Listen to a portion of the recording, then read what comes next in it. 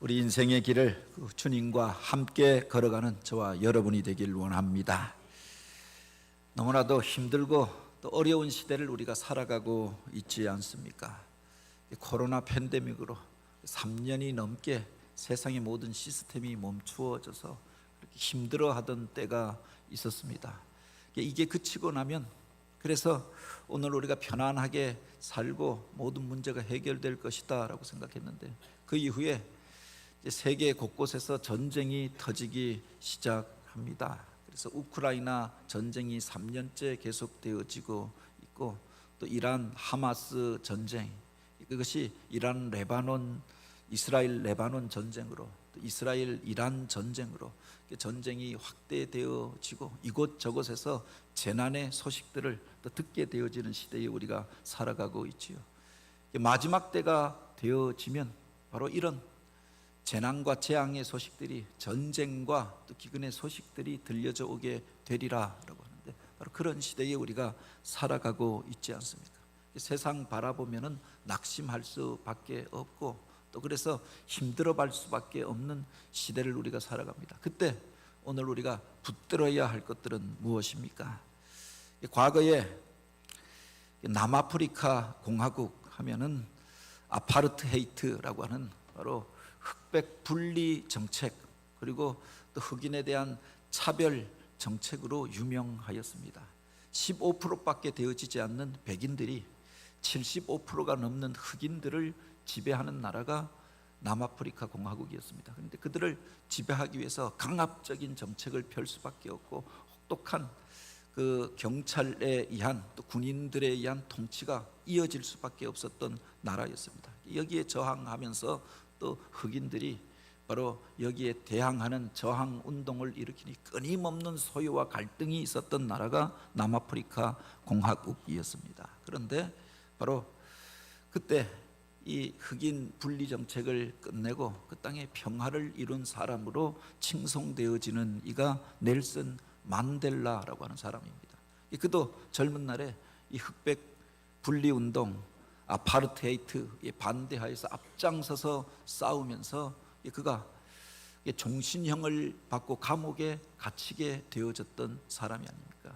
그곳에서 언제 죽을지 모르는 그 위험 가운데 평생토록 감옥에 갇히도록 선고되어졌던 사람이었다고 합니다. 그가 감옥에 갇히면서 바로 충격으로 인하여서 그렇게 사랑하고 장래가 촉망받던 아들이 그 속에서 감옥에 갇히고, 그렇게 그 집이 풍지박산나에서 도시에 머물지 못하고 모든 가산이 몰수되어지고 가족들이 뿔뿔이 흩어지면서 그 어머니가 죽게 되어지지요. 감옥에 들어가서 1년이 넘지 못하여서 그 아들이 또 죽었다라고 하는 소식을 듣게 되어집니다. 온통 들려져 오는 것은 절망적인 소식이었고, 자기는 그 감옥에서 평생 그렇게 머물러야 하는 처지였습니다. 절망할 수밖에 없는 상황이었지요.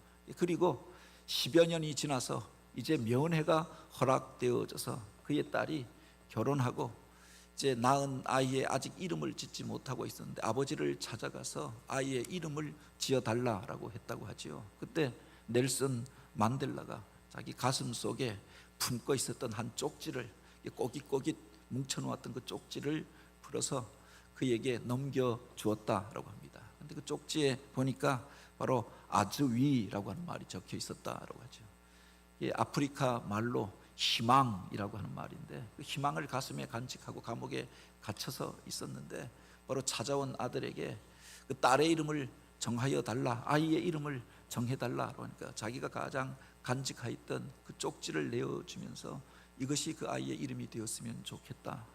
그래서 그 손녀딸의 이름이 아즈위가 되었다라고 하죠. 감옥 가운데에서 절망할 수밖에 없는 상황이었는데 그가 그 속에서 희망을 포기하지 않고 살았음을 이야기합니다. 27년 만에 그가 감옥에서 나오게 되어집니다. 40대의 초반에 감옥에 들어가서 이제 70이 넘은 노인이 되어져서 나오게 된 겁니다. 그런데 여전히 정정하고 건강한 모습으로 그가 이제 평화에 대하여 이야기합니다.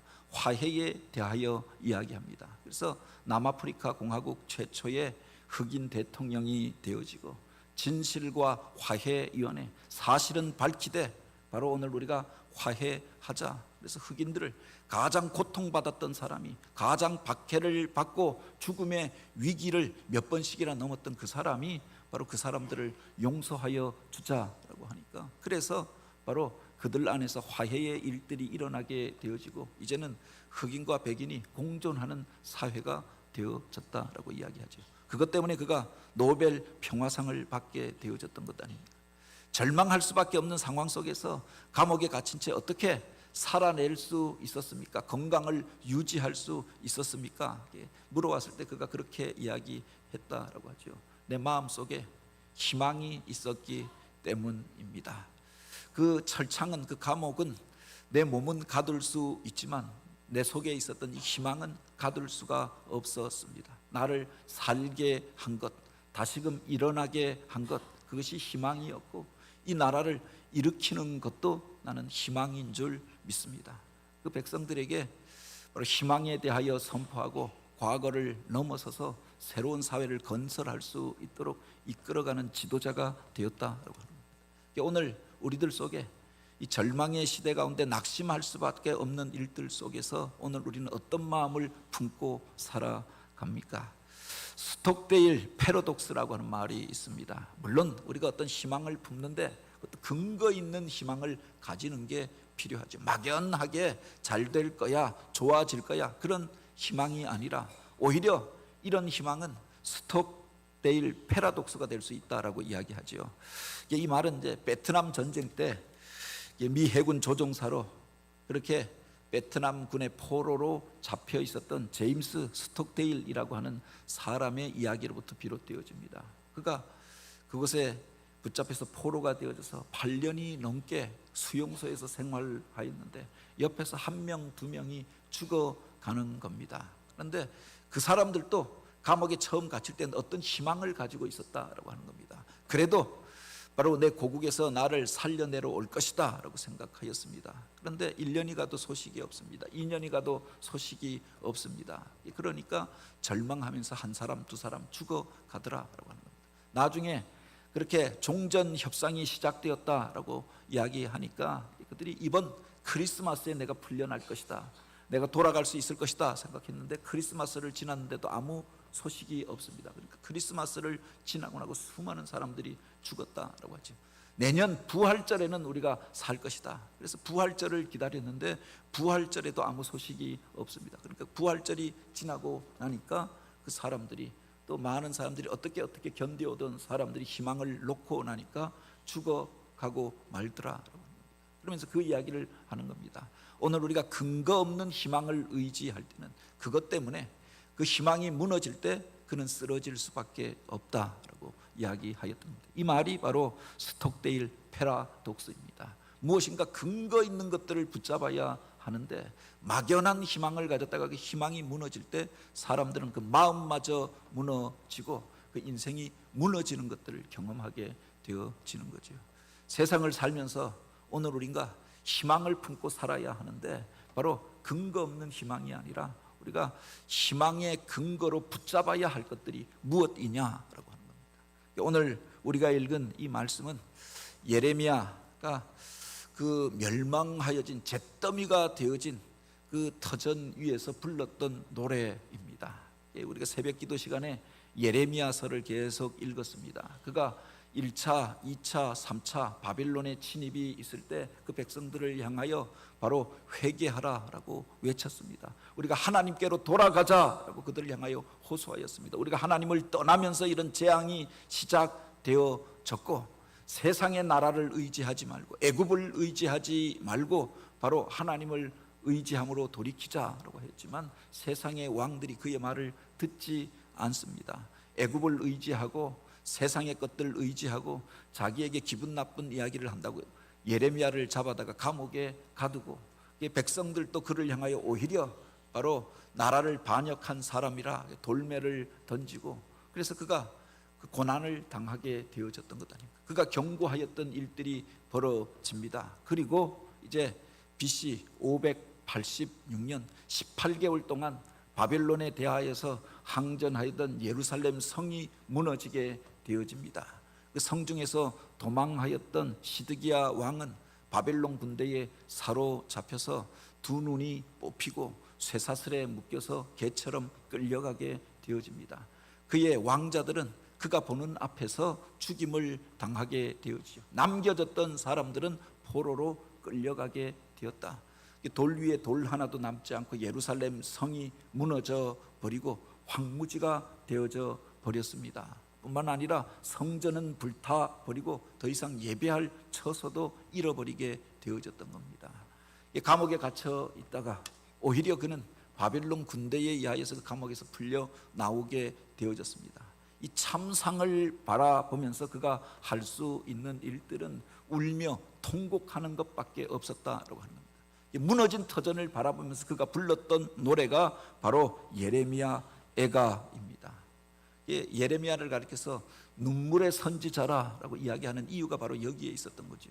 망하여가는 나라를 바라보면서 잘못된 길로 걸어가는 그 지도자들과 백성들을 바라보면서 눈물로 호소하였습니다. 결국은 그가 경고하였던 일들이 벌어지고 이제 무너졌던 터전 가운데서 절망의 자리 가운데서 그가 불렀던 노래가 애가였다라고 하는 겁니다. 예레미야 애가 1장 1절에 보면 그가 그렇게 이야기합니다. 슬프다 이 성이여, 전에는 사람들이 많더니 이제는 어찌 그리 적막하게 앉아 있는고. 전에는 열국 중에 크던 자가 이제는 과부와 같이 되어져 버렸고, 전에는 열방 중에 공주였던 자가 이제는 강제 노동을 하는 자가 되었도다. 그 영광을 자랑하던 그렇게 예루살렘 성이 무너져 버리고 많은 사람들이 이제 절망에 앉아서 탄식하는 모습들을 바라보며 감옥에서 나온 그가 같이 울 수밖에 없었다라고 합니다. 그렇게 영화를 자랑하던 다윗의 때에, 솔로몬의 때에 영광을 노래하던 예루살렘 성이 바로 이와 같이 망연자실하여 앉아있는 모습들을 바라보며 공주처럼 행세하던 이들이 이제 강제 노동에 동원되어져서 그렇게 노예처럼 부림받는 그 모습들을 바라보며 탄식할 수밖에 없었다라고. 밤에는 슬피 우니 눈물이 내 뺨에서 그치지 아니하였도다라고 그가 고백합니다.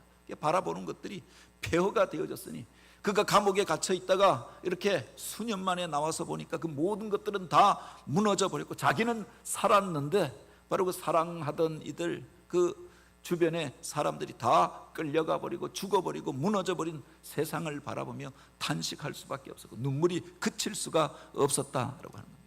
애가 1장 1절 그리고 2장 1절에 반복되는 말이 슬프다라고 하는 말입니다. 그래서 이 노래를 애가라고 이야기하죠. 히브리어로 보면 에카라고 하는 말인데 바로 이 에카라고 하는 말은 우리말로 번역하면 슬픔의 감탄사라고 이야기합니다. 장례식에 가면은 바로 그 사랑하는 이를 떠나보내는 이들이 아이고 아이고 이렇게 통곡하며 울잖아요. 아이고라고 하는 말로 번역하는 것이 맞을 것이다 라고 이야기합니다. 단순하게 시적으로 슬프다 이게 아니라 아이고 아이고 통곡하면서 바로 그 무너진 터전을 바라보고 있는 선지자의 모습들을 우리가 보게 되지 않습니까? 그 암담한 상황 가운데서 그가 그렇게 이야기합니다. 내가 스스로 이르기를 나의 힘과 여호와에 대한 소망이 끊어졌다 하는도다. 그렇게 하나님 말씀 전하면서 그 말씀에 소망을 두고 살았는데 그 소망이 완전히 끊어진 것 같은 자리에 거하게 되었다. 소망이 끊어졌다라고 하는 말이 절망이 아닙니까? 절망의 자리 가운데 거하게 되었던 거지요. 내 고초와 재난이 곧 쑥과 담적을 기억하옵소서라고 했는데 와신상담이라고 하는데 바로 내 안에서 쓴물이 흘러나오고 그 고통이 내 안에서 넘쳐나고 있는 상황, 낙심천만한 모습들을 표현하는 것 아닙니까? 내 마음이 그것을 기억하고 내게 낙심이 되오니라고 하였습니다. 그래서 그 모든 것들을 그 마음을 이제 놓게 되어졌다. 이것을 낙심이라고 이야기하지요. 그 마음의 모든 기대가 다 무너져 버린 상황을 표현합니다. 오늘날 무슨 젊은이들 가운데 이생망이라고 하는 말이 유행한다라고 이야기합니다. 그래서 이생망이 뭐냐? 이번 생에는 망했다라고 하는 거예요. 그렇게 절망 가운데 사는 사람들이 많다라고 하는 거죠. 한번 시험에서 떨어져서 내년에는 더 열심히 해서 붙어야지가 아니라 내가 그것에서 조금 손해 보았는데 더 열심히 해서 손해를 메꿔야지가 아니라 이번 생에는 망했다. 다음 생에나 내가 제기해 볼라나. 탄식이 그 말 속에 담겨져 있는 것 아닙니까? 예레미야의 상황이 이와 같았다라고 하는 겁니다. 그런데 오늘 우리가 읽은 이 본문에 보면 그 절망 가운데 있었던 예레미야가 그 속에서 희망의 빛을 붙들게 되어졌던 계기를 기록하여 놓고 있는 겁니다. 절망의 자리, 낙심의 자리, 그래서 실망할 수밖에 없었던 그가 다시금 일어나서 노래하게 되어졌던 이유를 기록하여 놓고 있는 겁니다. 그래서 우리가 단지 예레미야를 가리켜서 눈물의 선지자라고만 말하지 않고 희망의 사람이라고 이야기하죠. 그가 앞에 부분은 바로 그 탄식 가운데 백성들을 향하여 애통히 여기면서 죄에 대하여 이야기하였던 사람입니다. 그런데 예레미야 뒷부분에 가면 희망을 이야기하고 있는 겁니다. 너희가 돌아오게 되리라. 바로 너희가 하나님 앞에서 새 언약을 맺게 되리라. 그 안에서 다시금 너희가 하나님의 영광을 노래하는 자가 되리라. 희망을 이야기하였는데 그가 그 희망을 노래할 수 있었던 이유가 뭐냐, 근거가 뭐냐라고 하는 겁니다. 막연한 희망이 아니라 그 속에서 그가 붙잡았던 그 희망의 빛이 무엇이었느냐라고 하는 겁니다. 오늘 우리가 읽었던 이 본문에 보면 그렇게 이야기합니다. 이것을 내가 내 마음에 담아 두었더니 그것이 오히려 나의 소망이 되었사오문이라고 이야기하였습니다. 마음에 담아두다, 영어로 보면 call to mind이라고 하는 말입니다. 그것을 불러서 내 마음속으로 불러들였다라고 하는 것입니다. 그 마음속에 무엇을 담아두었느냐, 무엇을 기억하고 끌어들였느냐. 22절에 보면 그가 그렇게 기록합니다. 여호와의 인자와 궁휼이 무궁하심으로 우리가 진멸되지 아니함이니이다 라고 하였습니다.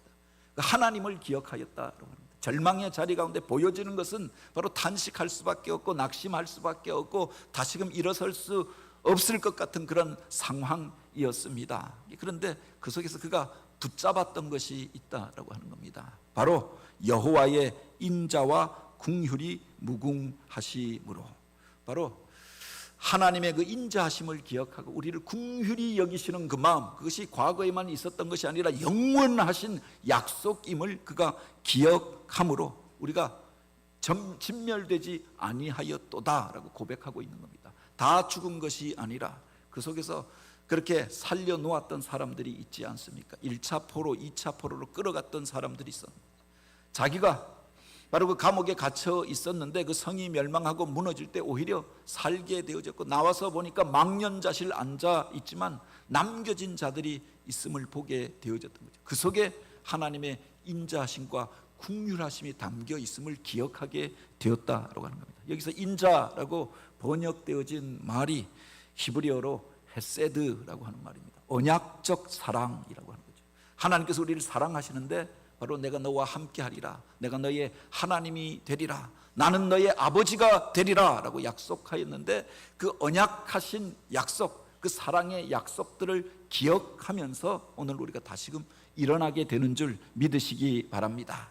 주께서 그 사랑하는 자를 징계하시고 그러나 그를 받아들이는 자들을 채찍하실지라도 저를 영원히 버리지 아니하심은이라고 이야기하였습니다. 때때로 부모가 그 자식이 잘못된 길로 갈 때 그렇게 매를 들어서 그렇게 그를 징계할 때가 있습니다. 사랑하기 때문에 그렇게 하였던 것 아닙니까?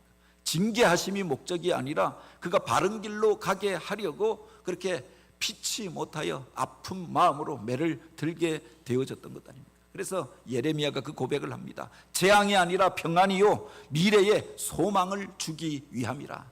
바로 저들을 징계하여서 진멸하여 없애기 위하여 하신 일이 아니라 바로 저들로 참된 평안을 누리고 주 안에서 참 평화를 누리고 바로 미래에 대한 소망을 주기 위하여 하신 일이라고 하는 것을 고백하게 되었던 거죠. 오늘 우리가 읽었던 이 본문에도 그가 그렇게 노래합니다. 이는 주께서 영원하도록 버리지 아니하실 것이며 그가 비록 근심하게 하시나 그의 풍부한 인자하심에 따라 궁휼히 여기실 것임이라. 주께서 인생으로 고생하게 하시며 근심하게 하심은 본심이 아니로다. 근심에 빠지고 낙심하여서 너는 버림받은 자다라고 말하는 것, 여기에 하나님의 뜻이 있었던 것이 아니라 바로 그 풍부한 인자하심을 따라서 저를 궁휼히 여기심으로 행하였던 일이다라고 하는 것을 그가 깨닫게 되어졌던 거죠. 하나님의 인자하심을 생각하게 되어졌을 때 우리를 긍휼히 여기시는 하나님의 마음을 깨닫게 되어졌을 때 그 속에서 그가 희망을 붙잡게 되어졌던 거죠. 그 뒤에 보면 그가 또 이렇게 고백합니다. 이것들이 아침마다 새로우니 주의 성실하심이 크시도소이다. 그 하나님은 또한 신실하신 하나님, 성실하신 하나님이십니다. 사랑이 많은데, 부모가 자식을 사랑하는데 부모가 변덕이 죽을 듯 합니다. 어떤 때는 그냥 과잉 보호를 하고 무엇이든지 헤어질 듯이 합니다. 그런데 밖에서 무슨 섭섭한 일이 있습니다. 감정에 기복이 있는 부모 밑에서 사는 아이들은 불안하다라고 이야기하잖아요. 오늘은 또 불벼락이 내리지는 아니할까. 나한테 지금은 잘해 주는데 또 감정이 변덕을 부려서 나를 향하여서 그렇게 하지는 않을까. 그래서 늘 두려움 가운데서 불안하면서 자신감이 없는 삶을 살게 된다라고 하죠. 그런데 우리 하나님은 성실하심이 크신 하나님, 신실하신 하나님이신 줄 믿으시기 바랍니다. 이것들이 아침마다 새로우니 주의 성실하심이 크시도이다라고 하였습니다. 그 하나님은 인자하신 하나님, 사랑이 많으신 하나님이시고 우리를 긍휼히 여기시는 하나님이십니다. 그 하나님은 또한 성실하신 하나님이십니다. 아침마다 해가 떠서 오잖아요. 우리가 알람을 맞추어 놓는 겁니다. 중간에 시간이 파괴될 것이다 라고 생각하지 않기 때문에, 그리고 편안히 잠을 자는 거죠. 아침에 해가 떠오를 것을 우리가 기대합니다. 여전히 그 시간이 되어지면 그때에 동쪽에서 해가 떠서 서쪽으로 지잖아요. 뿐만 아니라 이 뜨거운 여름을 지나면서도 가을이 올 것을 우리가 기대합니다. 이것은 하나님의 성실하심 때문이 아닙니까? 하나님이 그냥 이렇게 행하고 저렇게 행하고 지구를 오른쪽으로 흔들고 왼쪽으로 흔들고 지구의 그 회전을 이렇게 저렇게 이리저리 요동하다가 부딪히게 하시는 분이 아니라 성실하심으로 우리를 살게 하시고 그 안에 거하게 하셨던 것 아닙니까? 그날이 되어지면, 아침이 되어지면 해가 동쪽에서 떠서 서쪽으로 집니다. 지금은 어둠이지만 바로 내일이 되어지면 아침에 찬란한 햇빛이 비추어질 것을 우리가 믿게 되어지는 거죠. 이 뜨거운 여름을 지나지만 가을이 오면 만물이 열매 맺고 결실하는 계절이 오게 될 것을 믿습니다. 오늘 우리의 인생 가운데 하나님의 성실하심을 우리가 바라보게 될 때 날마다 새로움을 덧입고 살게 되어지는 것 아닙니까? 바로 그 하나님은 인자가 많으신 하나님이십니다. 우리를 사랑하시는 분이고 바로 그 사랑으로 언약해 주셨던 분이십니다. 우리를 긍휼히 여기시고 그 부모가 자식을 버리지 아니함 같이 우리를 버리지 아니하시겠다 약속하신 분이십니다. 그 하나님은 또한 성실하신 하나님이시죠. 약속하신 바를 반드시 이루시고 그 뜻을 성취하고야 마시는 분인 줄 믿으시기 바랍니다. 그 하나님을 바라볼 때 세상 바라보면은 낙심할 수밖에 없고 캄캄한 어둠이고, 그래서 어떤 일들이 벌어질지 모르는 세상을 살고 있지만 성실하신 하나님이 언약하신 그 일들을 이루게 될 것들을 믿고 확신하게 되어지는 거죠. 내 심령이 이르기를 여호와는 나의 기업이시니 그러므로 내가 그를 바라리이다. 세상 바라보면 변덕이 많은 사람들 쫓아가다 보면 그가 약속하고도 내일이면 잊어버리기도 하고 이해관계가 달라지면은 표변하기도 합니다. 세상의 것들 의지하면은 그 부동산의 가치도 올라갔다가 떨어지기도 하고 주식도 요동하고 세상의 것들은 변할 수밖에 없는 것들입니다. 그러나 변함이 없으신 하나님을 나의 기업으로 삼았더니 바로 그분으로 인하여서 오늘 우리가 담대함을 얻고 바로 희망의 근거가 되신 그분으로 인하여서 다시금 살게 될 줄 믿으시기 바랍니다. 여기서 기업이라고 하는 것은 우리가 살기 위한 생계의 수단을 의미하잖아요. 세상에 다른 것이 아니라 여호와를 나의 기업으로 삼은 자들, 바로 이 세상의 어려움을 이기고 그분으로 인하여 다시금 살게 되어지고 절망의 자리 가운데서 다시금 일어나게 될 줄 믿으시기 바랍니다. 그래서 시인은 그렇게 고백합니다. 사람이 여호와의 구원을 바라고 잠잠히 기다림이 좋도다. 사람이 젊었을 때에 멍에를 매는 것이 좋으니. 잠시 고난을 당하지만 그 속에 하나님의 역사를 이끌어 가시는 섭리를 믿게 되어집니다. 지금 내가 멍에를 쥐고 있으나 바로 이 일을 통해서 나를 빚어 가시는 하나님의 섭리를 의뢰하게 되어지는 거죠. 저들이 포로로 끌려갔으나 끝난 것이 아니라 저들을 훈련시킨 연후에 정금과도 같은 사람으로 나오게 하시고 다시금 하나님이 언약하였던 일들을 이루어가게 하실 것들을 기대하며 오늘 우리가 고난을 당하는 것도 좋도다라고 고백하는 단계까지 이르게 되어졌던 거죠.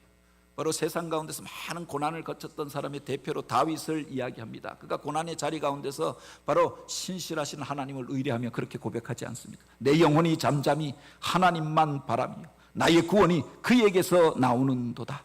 오직 그만이 나의 반석이시요 나의 구원이시요 나의 요새이시니 내가 크게 흔들리지 아니하리로다. 세상 바라보고 요동하는 인생이 아니라 변함이 없으신 그 하나님 의지하고 바로 그분으로 인하여 소망을 삼고 일어서는 저와 여러분이 되길 원합니다. 신실하신 하나님을 우리가 찬양합니다. 그 하나님은 한 번도 나를 실망시키신 적이 없으시고 언제나 공평과 은혜로 나를 지켜주셨습니다. 내 너를 떠나지도 않으리라, 내 너를 버리지도 않으리라 약속하였던 주님, 그 약속을 지키사 이후로도 영원토록 나를 지키시리라 확신하네. 이 찬양이 오늘 우리의 고백이요 찬양이 되길 원합니다. 바로 그 자리 가운데서 그가 낙심하지 않고 이제 남겨진 사명을 기억하게 되잖아요. 절망 가운데 있는 사람들에게 희망을 전하여야겠다. 그래서 그들을 위하여 기도하기를 시작합니다. 너는 내게 부르짖으라 내가 응답하겠고 내가 알지 못하는 크고 비밀한 일들을 알게 하리라. 그래서 절망의 자리 가운데서 하나님의 뜻을 묻고 기도합니다. 하나님이 보여주신 비전과 환상을 봅니다. 포로로 끌려갔던 이들에게 하나님께서 너희들을 돌아오게 하리라 약속하였느니라. 70년이 되어지면 너희가 그곳에서 풀려나게 되리라. 희망을 선포하는 자로 바뀌어지게 되었다라고 합니다. 세상 바라보면 눈물의 사람으로 살 수밖에 없습니다. 그러나 바로 하나님 바라보면 희망을 선포하는 자가 되어지는 거죠. 원하고 바라기는 세상으로 인하여 낙심하고 또 절망하는 자가 아니라 하나님 바라보고 그 약속의 말씀을 의지하여서 희망 가운데 우리가 다시금 서게 되길 원합니다.